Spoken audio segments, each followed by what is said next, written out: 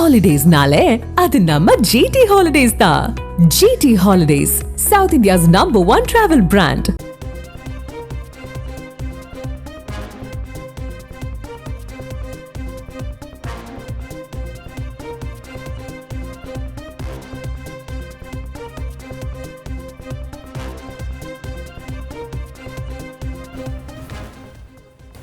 திருச்சி அருகே துறையூரில் இபிஎஸ் பிரச்சாரத்தின் போது ஆம்புலன்ஸ் வாகனத்தை வழிமறித்து அதிமுகவினர் தாக்கிய வழக்கு தொடர்பாக முன்ஜாமீன் வழங்கி உத்தரவானது பிறப்பிக்கப்பட்டிருக்கிறது.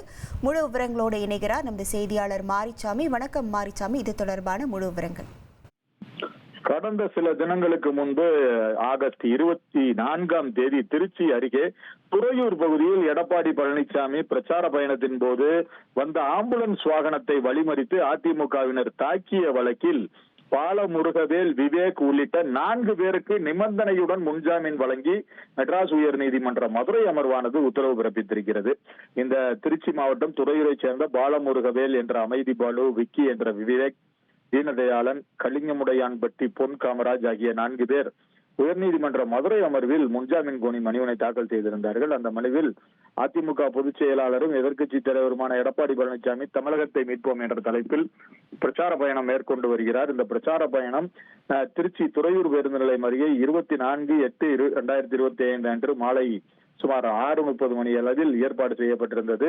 பொதுமக்களும் தொண்டர்களும் கூடியிருந்த நேரத்தில் 108 ஆம்புலன்ஸ் டிரைவர் அவசரமாகவும் அலட்சியமாகவும் அந்த கூட்டத்திற்குள் வாகனத்தை ஓட்டி வந்தார். பொதுமக்களால் இது குறித்து கேள்வி எழுப்பப்பட்ட போது தகராறு ஏற்பட்டது. சிலர் அவர் வாகனத்தை தாக்கினார்கள். இது குறித்து வழக்கு பதிவு செய்யப்பட்ட போது இந்த வழக்கில் எங்கள் பெயரை சேர்த்துள்ளதாக தெரிகிறது, ஆகவே எங்களுக்கு முன்ஜாமீன் வழங்க வேண்டும் என கேட்டிருந்தார். மனுதாரர்களுக்கு இடைக்கால முன்ஜாமீன் வழங்கி ஏற்கனவே உத்தரவிடப்பட்டிருந்தது. இந்த மனுவானது நீதிபதி ஸ்ரீமதி முன்பு விசாரணைக்கு வந்த பொழுது அப்பொழுது இடைக்கால முன்ஜாமீன் வழங்கப்பட்டிருந்தது.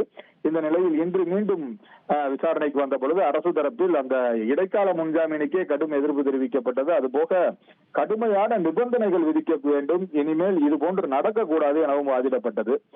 அப்போது மனுதாரர் தரப்பில் ஆஜரான வழக்கறிஞர் கூறுகையில் வழக்கு விசாரணைக்கு ஒத்துழைக்கிறோம் என 4 பேரும் கூறியிருக்கிறார்கள், அவர்கள் உத்தரவாதம் அளித்திருக்கிறார்கள் என கூறினார். இதைத் தொடர்ந்து நீதிபதி பிறப்பித்த உத்தரவில் அவர்களுக்கு நிபந்தனையுடன் முன்ஜாமீன் வழங்கி, அந்த நிபந்தனை என்னவென்றால் தொடர்புடைய காவல் நிலையத்தில் நாள்தோறும் ஆஜராகி கையெழுத்திட வேண்டும் என்ற நிபந்தனையுடன் முன்ஜாமீன் வழங்கி உத்தரவு பிறப்பிக்கப்பட்டிருக்கிறது.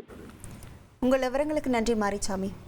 Holidays-nale, அது நம்ம GT Holidays தான். GT Holidays, South India's #1 travel brand.